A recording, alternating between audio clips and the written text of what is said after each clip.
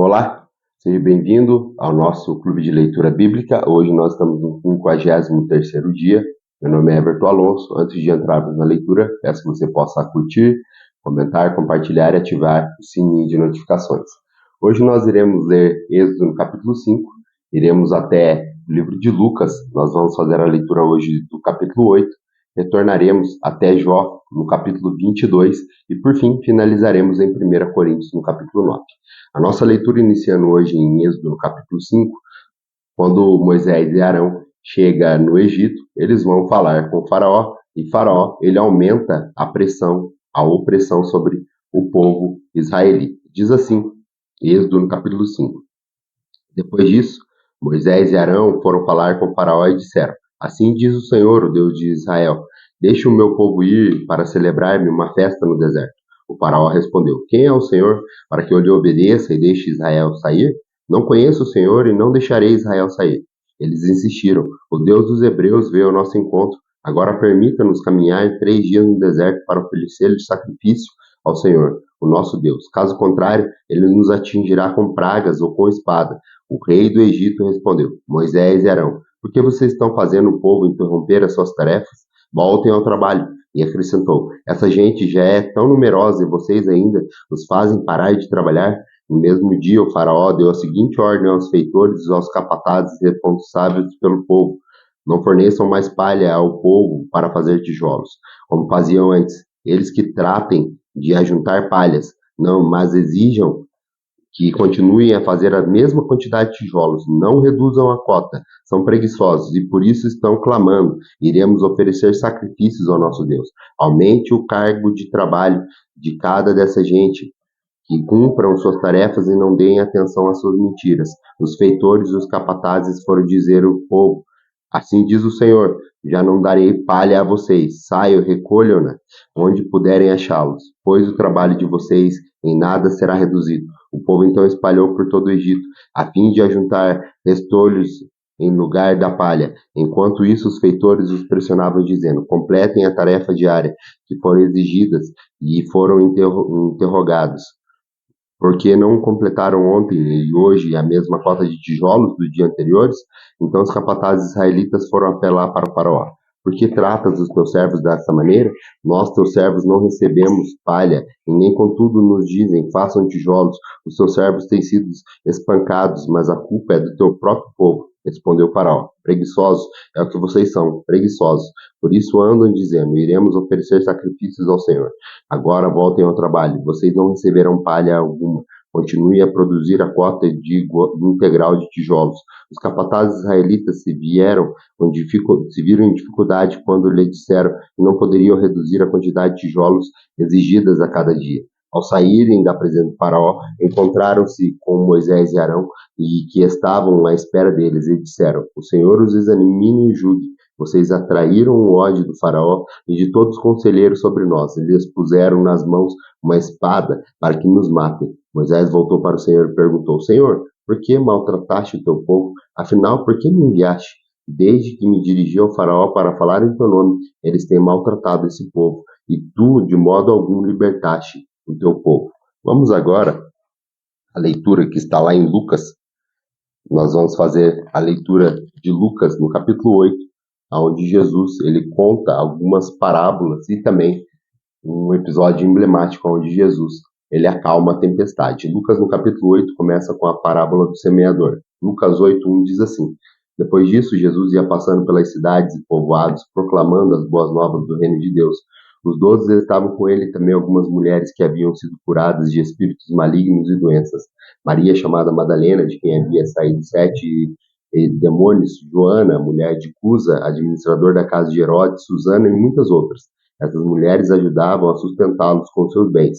Reunindo-se uma grande multidão e vindo a Jesus, gente de várias cidades, contou-lhe essas parábolas. O semeador saiu a semear. Enquanto lançava a semente, parte dela caiu à beira do caminho, foi pisada e as aves a comeram. Parte dela caiu sobre as pedras, e quando germinou, as plantas secaram porque não havia umidade. Outra parte caiu em espinhos, e cresceram com ela e sufocaram as plantas. Outra ainda caiu em boa terra, cresceu e deu boa colheita, a 100 por 1. Tendo dito isso, exclamou: Aquele que tem ouvidos para ouvir, ouça. Seus discípulos perguntaram: O que significa essa parábola? E ele disse: A vocês foi dado conhecimento dos mistérios do reino de Deus, mas aos outros falo por parábolas, para que, vendo, não vejam, e ouvindo, não entendam. Este é o significado da parábola. A semente é a palavra de Deus. Aos que caem à beira do caminho são os que ouvem, e então vem o diabo e tira a palavra do seu coração, para que não creiam e não sejam salvos. As que caem sobre pedras são os que recebem a palavra com alegria, quando ouvem, mas não têm raiz.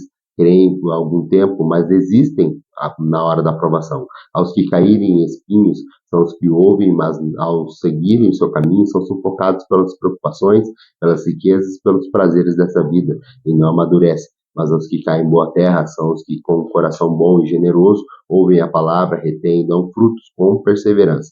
Ninguém acende uma candeia e esconde num jarro, ou coloca debaixo de uma cama. Ao contrário, coloca-se num lugar apropriado, de modo que os outros que possam entrar possam ver a luz. Porque não há nada em oculto que não venha a ser revelado, e nada em escondido que não venha a ser conhecido e trazido à luz. Portanto, considerem atentamente como vocês estão ouvindo. A quem tiver, mas quem será dado, e quem não tiver, até o que pensa que tem, lhe será tirado. A mãe e os irmãos de Jesus foram vê-los, mas não conseguiam aproximar-se dele por causa da multidão. Alguém lhe disse: A tua mãe e teus irmãos estão lá fora e querem te ver.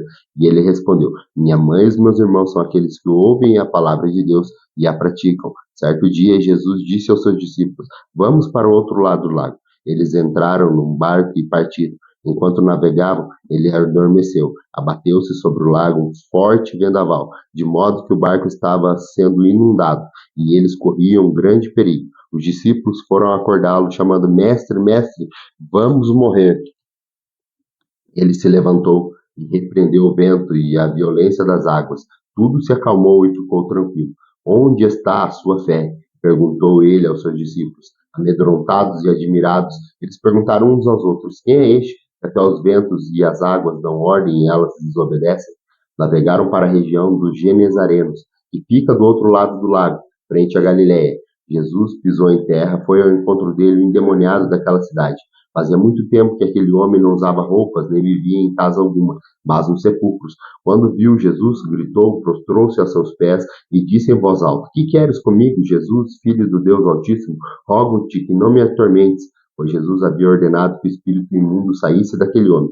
Muitas vezes ele tinha se apoderado dele, mas com os pés e as mãos acorrentados e entregue aos cuidados dos guardas, quebrava as correntes e era levado pelo demônio a lugares solitários. Jesus lhe perguntou: Qual é o seu nome?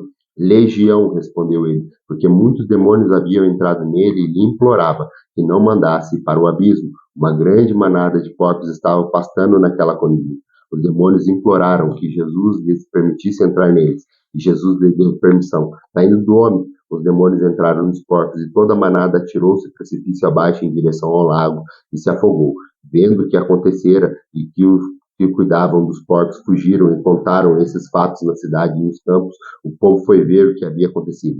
Quando se aproximaram de Jesus, viram que o homem de quem havia saído os demônios estava assentado aos pés de Jesus, vestido em perfeito juízo, e ficaram com medo. Os que tinham visto contaram ao povo como o endemoniado fora curado. Então todo o povo da região do Genesareno suplicou a Jesus que se retirasse, porque estavam dominados pelo medo. E ele entrou no barco e regressou.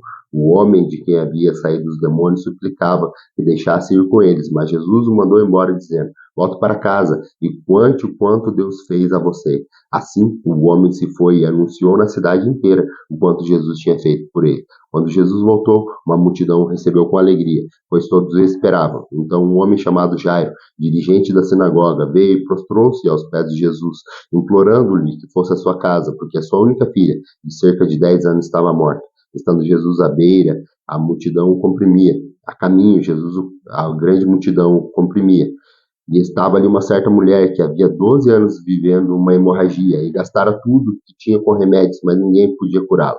Então ela chegou por trás de Jesus, tocou na borda do seu manto e imediatamente cessou a sua hemorragia. Quem tocou em mim? Perguntou Jesus. Como todos negaram, Pedro disse: Mestre, a multidão se aglomera e te comprime. Mas Jesus disse: Alguém tocou em mim, que eu sei que de mim saiu o poder. Então a mulher, vendo que não conseguira passar despercebida, veio tremendo e prostrou-se aos seus pés. Na presença de todo o povo, contou o que tinha tocado nele e como fora instantaneamente curado. Então ele lhe disse: filha, a sua fé o curou, vá em paz.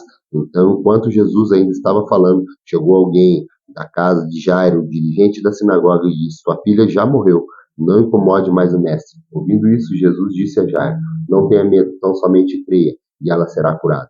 Quando chegou à casa de Jairo, não deixou ninguém entrar, exceto Pedro, João e Tiago, o pai e a mãe da criança. Enquanto isso, todo o povo estava se lamentando e chorando por ela. Não chorem, disse Jesus, ela não está morta, mas dorme. Todos começaram a rir dele, pois sabiam que ela estava morta.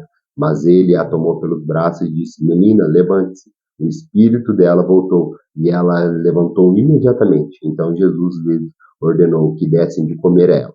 Os pais dela ficaram maravilhados, mas ele lhes ordenou que não contassem a ninguém o que havia acontecido. Vamos agora voltar ao livro de Jó.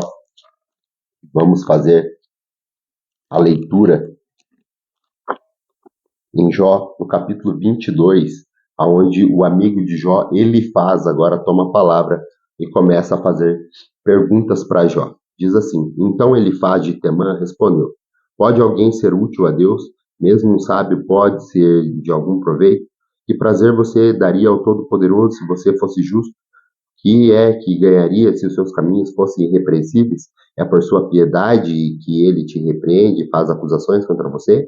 Não é a sua grande maldade? Não são infindos os seus pecados? Sem motivo você exigia penhores dos seus irmãos, você despojava das roupas de que quase nenhum tinha, você não deu água ao sedento, ou reteve a comida aos famintos, sendo você poderoso, dono de terras e delas vivendo e honrando diante de todos. Você mandou embora de mãos vazias as viúvas e quebrou as forças dos órfãos. Por isso, está cercado de armadilhas e perigos repentinos o apavora. Também, por isso, você se vê envolto em escuridão que o cega e o cobre as águas em tremenda inundação. Não está Deus nas alturas nos céus? E em que altura estão as estrelas mais distantes? Contudo, você diz: o que sabe Deus?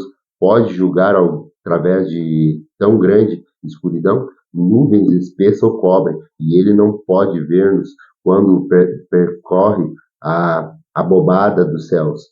Você vai continuar no velho caminho que os perversos palmilharam, e estes foram levados antes da hora. Seus alicerces foram arrastados por uma enchente. E eles disseram a Deus: deixe-nos, e o Todo-Poderoso poderá fazer conosco? Contudo, foi ele que encheu de bens a casa deles. Por isso, fico longe do conselho dos ímpios. Os justos veem a ruína deles e se regozijam. Os inocentes zombam deles, dizendo: certo é aos nossos inimigos que foram destruídos e o fogo devorou a sua riqueza. Sujeite-se a Deus, fique em paz com ele, e a prosperidade virá a você. Aceite a instrução que vem da sua boca e ponha no coração as suas palavras. Se você voltar ao Todo-Poderoso, voltar ao seu lugar, se afastar da sua tenda, da injustiça, lançar ao pó as suas pepitas, os seus ouros puros de Orfir, as rochas dos vales, o Todo-Poderoso será o seu ouro, será para que você prata seleta, e é certo que você achará prazer no Todo-Poderoso e erguerá o rosto para Deus. E a ele orará e ele o ouvirá, e você cumprirá os seus votos. O que você decidir se fará, e a luz brilhará em seus caminhos. Quando os homens forem humilhados e você disser: levante-os, ele salvará o abatido, livrará até o que não é inocente, e será liberto graças à pureza que há em você e nas suas mãos.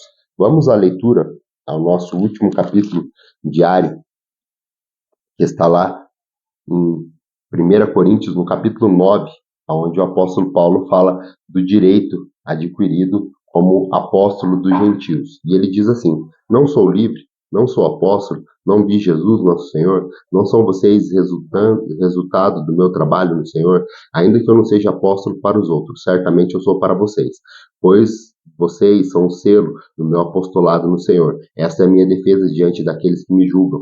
Não temos nós o direito de comer e beber? Não temos nós o direito de levar conosco uma esposa crente, como fazem os outros apóstolos, irmãos do Senhor e Pedro? Ou será que só eu e Barnabé não temos direito de receber sustento sem trabalhar? Quem serve como soldado à própria custa? Quem planta uma vinha e não come de seu fruto? Quem apacenta um rebanho e não bebe de seu leite? Não digo isso do ponto de vista meramente humano. A lei não diz coisa alguma, pois está escrito, pois está escrito na lei de Moisés: não amordace o boi enquanto ele estiver debulhando o cereal. Por acaso é com os bois que Deus está preocupado? Não é certamente por nossa causa que ele diz? Sim, isso foi escrito em nosso favor, porque o lavrador, quando ara, e debulhador, quando debulha, devem fazê-lo na esperança de participar da colheita. Se entre vocês semeamos coisas espirituais, seria demais colhermos de vocês coisas materiais? Se os outros têm direito de sustentar, de ser sustentado por vocês, não também temos ainda nós mais?